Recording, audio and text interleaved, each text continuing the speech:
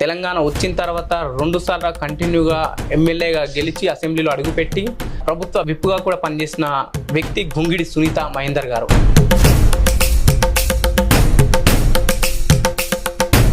ఆలేరు ఎమ్మెల్యేగా 2 సార్లు గెలిచిన తర్వాత ఇప్పుడు మళ్ళీ ఎమ్మెల్యే పదవి పోయిందని ఏ విధంగా చూడొచ్చు? ప్రజలు ఇచ్చిన తీర్పును తప్పకుండా మనం ఒప్పుకొని తీరాలి.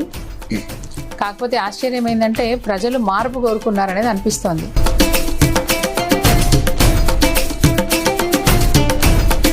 ప్రభుత్వం చేంజ్ అయిన తర్వాత కేసీఆర్ గారి కుటుంబంగా అనుకోవచ్చు, బీఆర్ఎస్ పార్టీకి అనుకోవచ్చు, కష్టాలు మొదలైనాయని చెప్పేసి వార్తలు వస్తున్నాయి. చాలా వరకు ప్రజలు కూడా అదే చూస్తున్నారు. ఎందుకంటే కవిత గారి పైన Delhi liquor scam case book కావడం కావచ్చు, కేటీఆర్ పైన ఈ రేసింగ్ స్కామ్ కావచ్చు, లేకపోతే కాళేశ్వరం విషయాలు కావచ్చు, ఇప్పుడు మళ్ళీ సంతోష్ రావు గారి పైన ఫోర్జరీ కేసు కావచ్చు.